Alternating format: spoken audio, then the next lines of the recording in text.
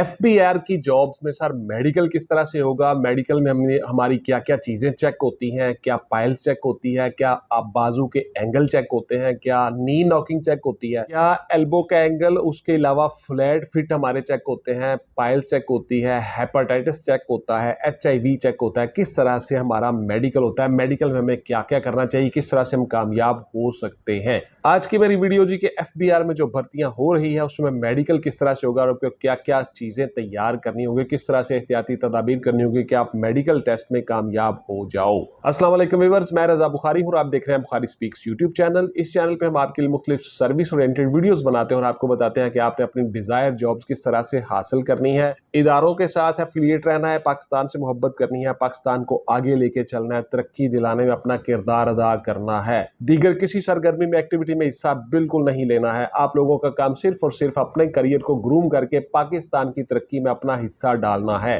तो देखिए, आपका जो मेडिकल होगा, सबसे पहले जरूरी बात, सबसे अहम जो पॉइंट है वो ये है कि आपका सबसे पहले कद मैयर होगा। तो कद मैयर होने के लिए आप लोगों ने जो आपका वो जहां पे आपको कद के लिए मैयर करके निकलने के लिए खड़ा किया जाएगा, वहां पे आप स्ट्रेट सीधे खड़े हो जाए। जब अपना कद आप मैयर करते हो, ऊपर से जो स्टिप सी आएगी या जो पट्टी ऊपर से आपके सर पे लगा के वो लगाएंगे, जिसके साथ आपका हाइट मैयर हो जाएगी, वो पट्टी जब आपके सर के साथ लगे तो आपके सर का जो ऊपर वाला हिस्सा होता है फ्रंट, वो थोड़ा सा आपने ऊपर की तरफ गर्दन को टेढ़ा करना है। इस तरह बिल्कुल पीछे सर नहीं लेके जाना, इससे भी आपके कद में फर्क पड़ जाता है। ये बातें जरा गौर से सुनते जाएगा, इस वीडियो को स्किप नहीं करना, बहुत अहम वीडियो है, हर चीज आपको तवज्जो से बता रहा हूं, गौर से सुनते जाइएगा। तो प्रैक्टिकली आप जब अपने गर्दन को उस पट्टे के साथ लगा के तो अपना गर्दन में से खम निकाल के थोड़ा सा आप अपना ऊपर करोगे तो ये सारा सर का जो ऊपर वाला हिस्सा जहां पे आपके आके स्टिप लगेगी, पट्टी लगेगी, वो थोड़ा सा ऑटोमेटिकली ऊंचा हो जाएगा।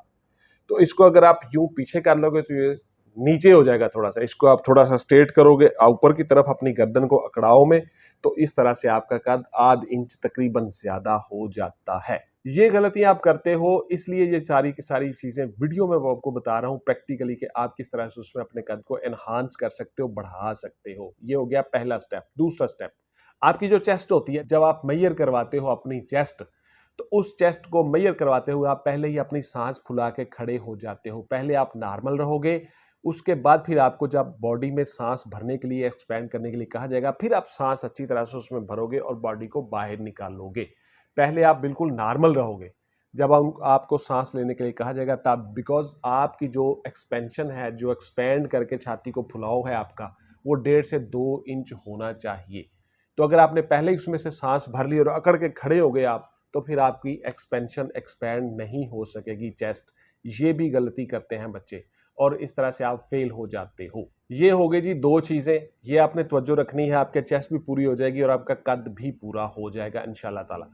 अब जिन लोगों का बिल्कुल पूरा पूरा कद है और जिन लोगों की पूरी पूरी छाती है, चेस्ट है, वो सारे के सारे इस वीडियो को, इन चीजों को अपने जहन में रखिएगा। और जिन लोगों का कद ज्यादा है, 5 फीट 9 इंच है, 10 इंच है, वो भी जरा इन्हीं चीजों पे तवज्जो दें ताकि उनका कद प्रॉपर मैयर हो जाए और आइंदा आने वाली लाइफ में हमेशा के लिए उसमें आपके डोजियर में, सर्विस रिकॉर्ड में दर्ज हो जाए। इसलिए आप लोगों ने इन चीजों पर तवज्जो देनी है। उसके बाद जी आपका नज़र आपकी चेक होती है। नज़र आपकी जो है वो 6x6 होनी चाहिए, विद और विदाउट ग्लासेस। इसका मतलब ये है कि ऐनक के साथ भी आपको सही नज़र आए 6x6 और ऐनक के बगैर भी। अब ये कितना कम होगा वो आपको डॉक्टर्स बता देंगे। आप मेडिकल करवाने से पहले अपने प्राइवेट डॉक्टर से ही बेशक चेक करवा लें नज़र, या किसी भी सरकारी हॉस्पिटल में चले जाएं, वहां पे आप अपनी नज़र चेक करवा लें और डॉक्टर से मशवरा कर लें, जो डेली कैंडिडेट्स का मेडिकल करते हैं सरकारी जॉब्स के लिए। उनसे आप मशवरा कर लें, वो आपको बता देंगे कि आपकी नज़र किस तरह से कितनी कम तक ऐनक के साथ चल जाएगी।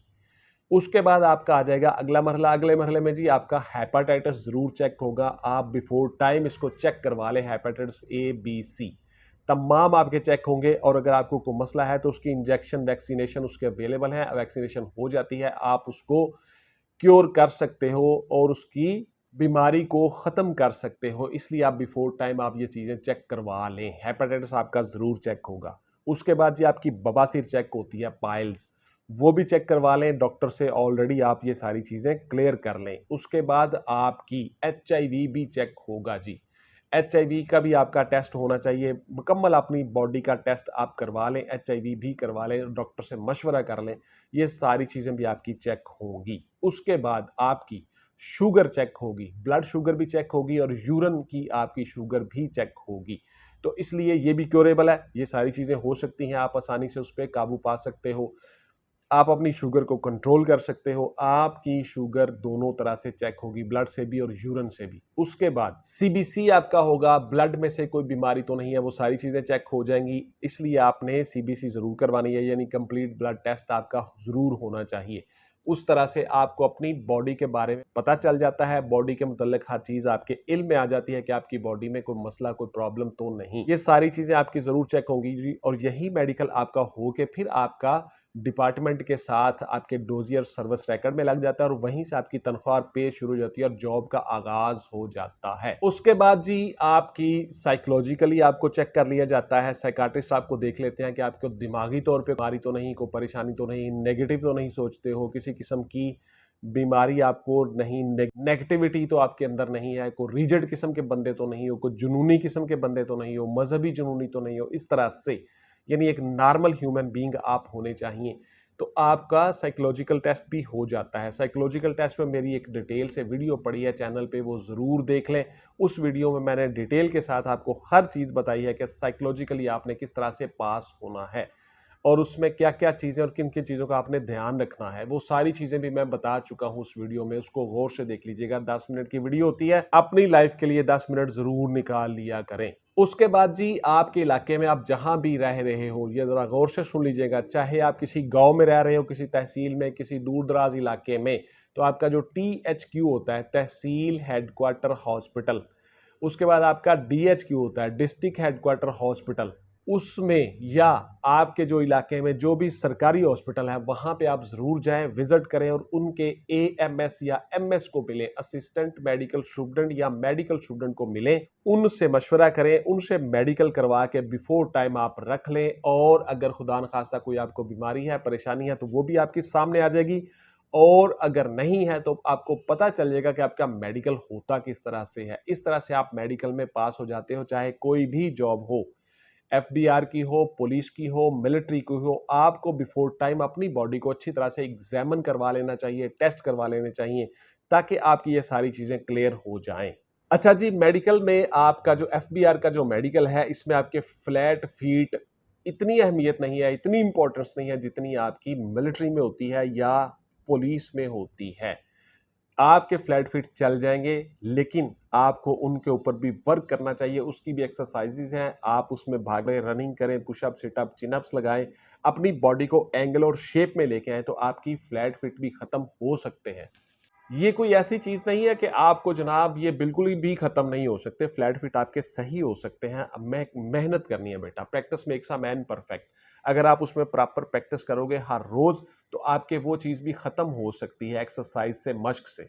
इसी तरह से जो आपका बाजू का एंगल है वो भी सही हो सकता है अगर आप अपनी बॉडी को जिम में जाओ और बॉडी को शेप में लाओ और जिम किया करो। जब आप बेंच प्रेस लगाते हो, डंबल के साथ एक्सरसाइज करते हो, तो उस बेंच प्रेस के साथ आपकी बाजू का एंगल सीधा हो जाता है, बिल्कुल स्ट्रेट। और ये एंगल बाजू का जो है, अगर आपका बाजू इस तरह से एंगल थोड़ा सा बाहर की तरफ हो तो वो गलत है, ये सीधा बिल्कुल स्ट्रेट हो जाएगा। और इस स्ट्रेट बाजू को, एंगल को सीधा करने के लिए आपको बेटा लोहे की जो एक्सरसाइज है, जो आप जिम में जाते हो, जिसमें आपकी पुशअप्स होते हैं, जिसमें आपके डंबल के साथ एक्सरसाइज होती है, बेंच प्रेस होता है, ये सारी चीजें, इनके साथ आपके जो बाजू के एंगल हैं वो सीधे हो जाते हैं। तो आपको एक्सरसाइज करनी होगी, जिम जाना होगा, बाजू का एंगल आपका बिल्कुल स्ट्रेट हो जाएगा, कोई इशू नहीं है। उसके बाद आपका आ जाता है जी नी नॉकिंग। नी नॉकिंग भी आपकी एक्सरसाइज से खत्म हो सकता है। इसके ऊपर मेरी एक डिटेल से वीडियो पड़ी है कि आपके फ्लैट फिट और नी नॉकिंग किस तरह से सही हो सकती है और आपके बाजू का एंगल किस तरह से सही हो सकता है। वो भी सारी की सारी वीडियो जरूर देख लीजिएगा, उसमें मैंने एक्सरसाइजेज डिटेल के साथ बताई हुई हैं, प्रैक्टिकल करके आपको बताया हुआ है कि किस तरह से आपको टांगों के दरमियान में क्या क्या चीजें रख के एक्सरसाइज करोगे और कैसे कैसे रखोगे, एक्सरसाइजेस का शेड्यूल किस तरह से रखोगे और कौन सी एक्सरसाइज किसके बाद आप करोगे, ये सारी चीजें मैंने उस वीडियो में बताई हुई है। वो वीडियो भी जरूर देख लीजिएगा। चैनल पे आते हो तो बाकी वीडियोस की नो हो लिया करो, बाकी वीडियोस को भी देखा करो। इस तरह से आपको बहुत सा फायदा और इल्म नॉलेज हासिल हो जाता है।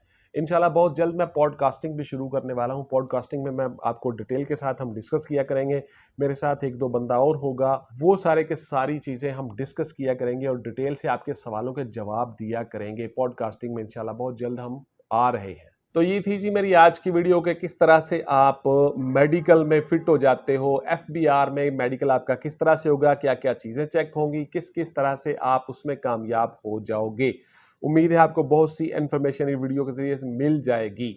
इंशाल्लाह मिलते हैं अगली वीडियो में। टिल देन टेक केयर, अल्लाह हाफिज एंड गुड बाय। अपना और अपने पाकिस्तान का ढेर सारा ख्याल रखिएगा।